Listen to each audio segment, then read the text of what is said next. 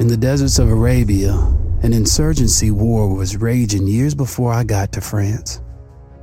Tribes of Bedouins had united to fight a war that was very different from the one we fought in the trenches.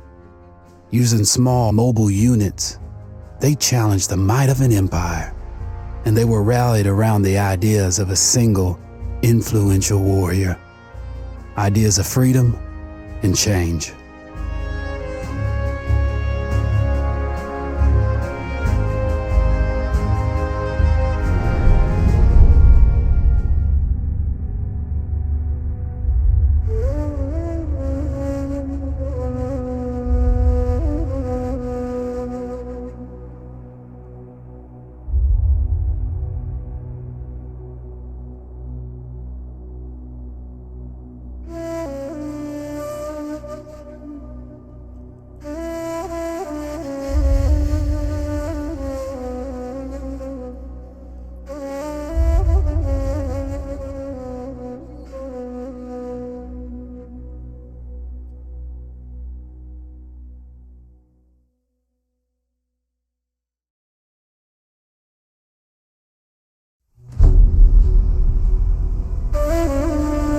The Arabian Desert, a vast ocean of drifting sands and scorched, sun-baked rocks. Beneath these endless dunes, oil, the lifeblood of our new mechanical century. For more than 400 years, the Ottoman Empire has ruled these lands, controlling all that's to be found here. But the Ottomans do not rule unopposed. Small bands of Bedouin rebels have united to overthrow the empire. They strike without warning and then vanish into the desert. Fighting alongside them is a lone British officer whose exploits have earned him wide renown. The world has taken to calling this man Lawrence of Arabia. In the desert, you rely on good planning, but you also hope for a dash of luck. And luck was with us when we learned of a recently derailed Ottoman train carrying a most interesting piece of cargo.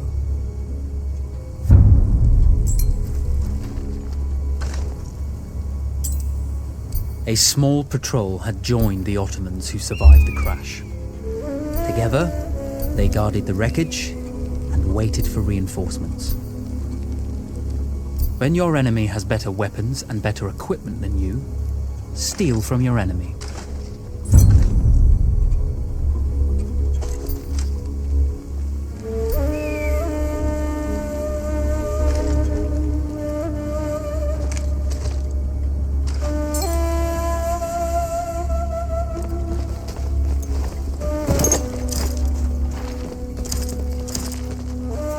A lone fighter has just one advantage over a large enemy force.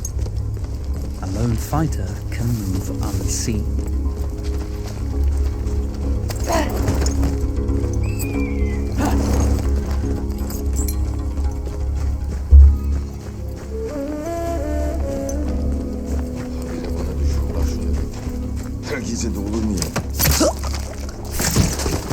Though powerful and efficient, firearms would often attract attention. You had to be prepared for the Ottomans to respond in kind.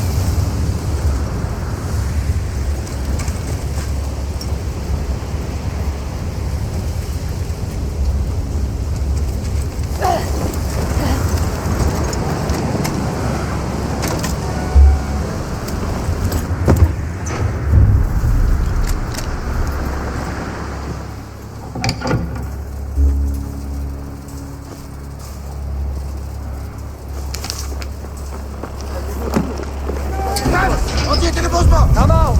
It's over.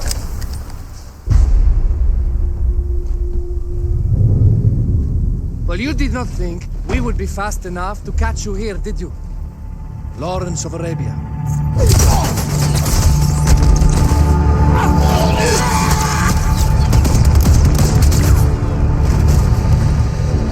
Actually, I was rather depending on it.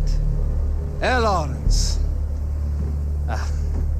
Well, this is very clever. Now the hunter becomes the hunted. So who might you be? How enchanting you are, my dear. Ahmed. I'll show you enchanting. If it weren't for you, I'd be free. Free, is it? You'll be free when you're dead. And I'm happy to tell you, the Empire intends to grant you all this freedom very soon. Even now, an engine of destruction scours this desert, obliterating your allies, your families, your homes. Soon there will be nowhere to run. Nowhere to hide. Soon all that you know, and all that you love, will be ashes. You will all be free to die.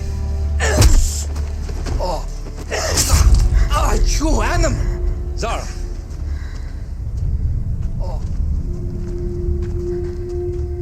Now I understand that you would like nothing more than to strip the flesh from that man's feet and send him off into the desert naked to die. But think about it. You're right. I'm sorry. My friend here, she can be a little brusque. You're going to tell me how to lie to your train, so we can lure it into a trap and destroy it. Impossible. To even begin to talk to that train, you would need an entire book of communication codes. Oh, like this one, you mean? You can never stop the progress of machines.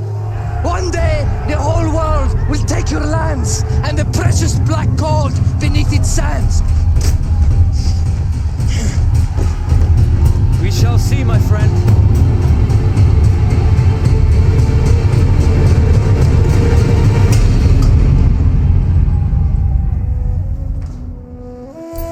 Of course, obtaining the codebook was not enough.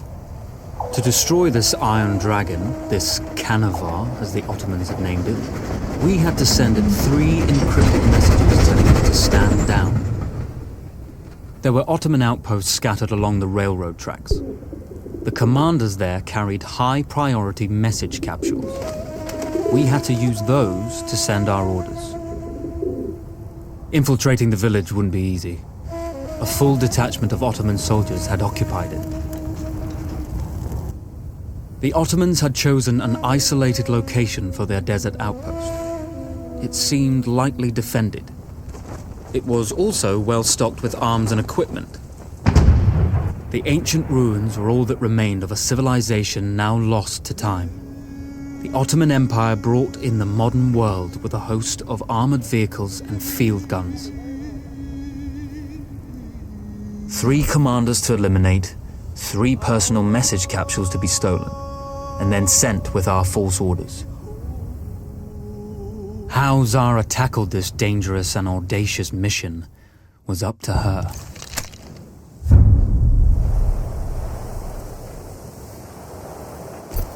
The Bedouin treasured their horses, and in return, those animals granted their riders unparalleled speed and mobility.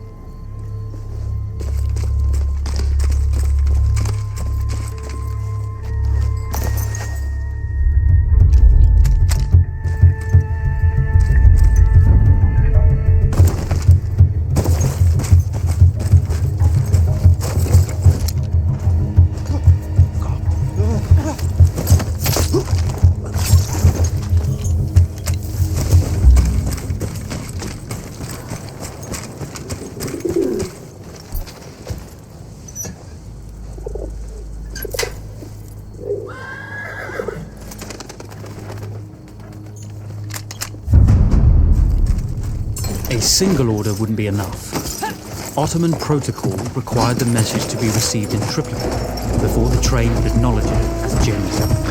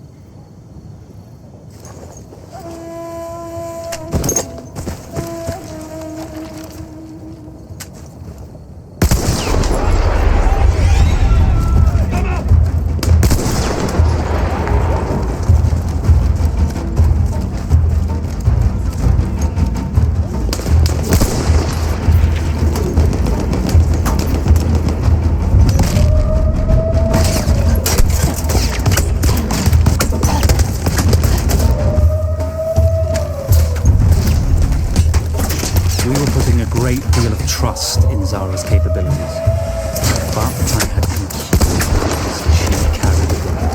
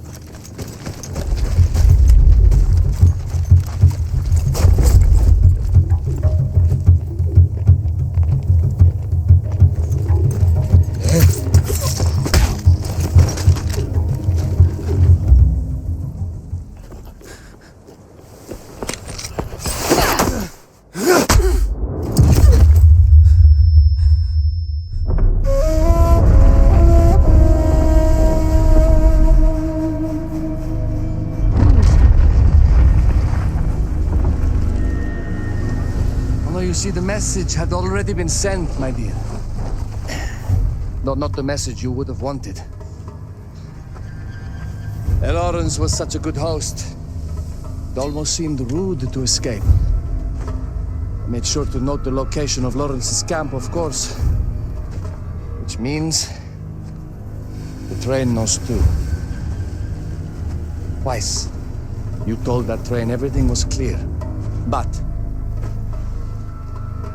I told it exactly where to attack.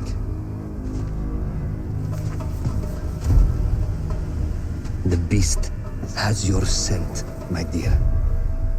And it's coming to slaughter you and your little band of rebels. First, the firestorm from the cannon. Then, up close with the troops to slaughter any survivors.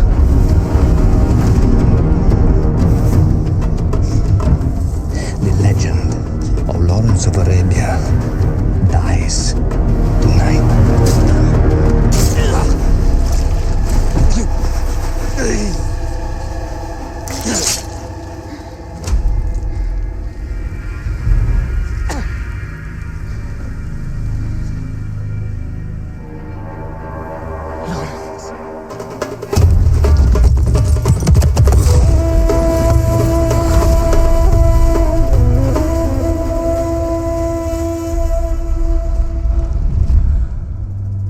You slipped away just in time. Till Kitchi was a fool to think we'd ever stay after he escaped. The carnival won't stop hunting us. No, it won't. Let me think.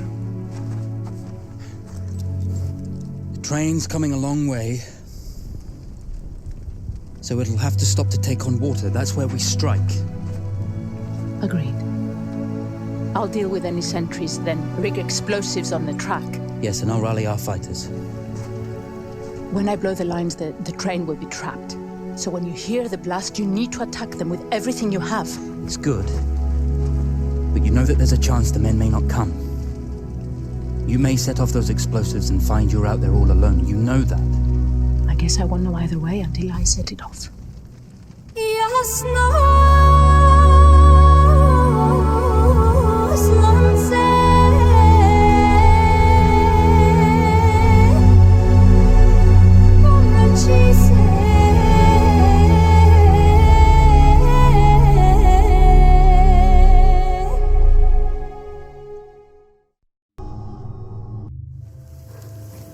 Man makes plans, and God laughs. As it turned out, the small town where we would ambush the train had a significant enemy presence. Those troops would have to be dealt with before the explosives could be set.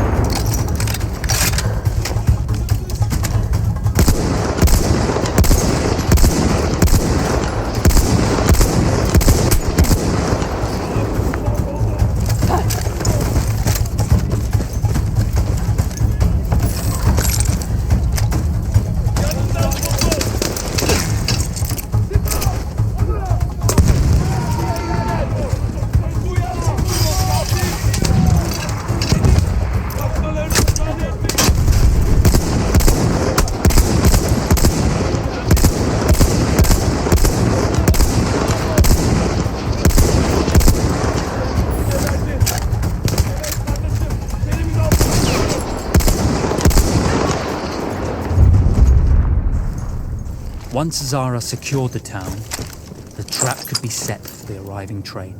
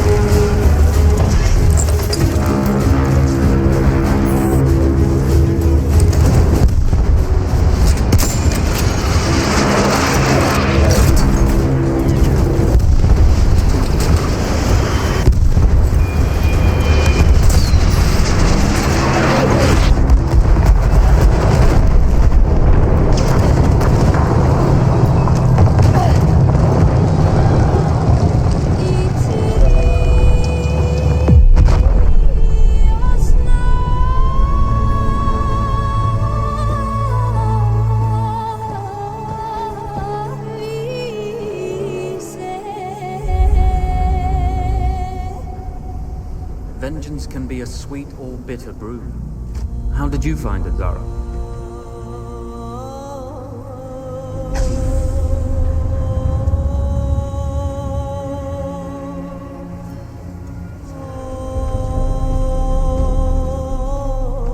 And you're right, we do need to think bigger, act bigger. Maybe even the Suez Canal.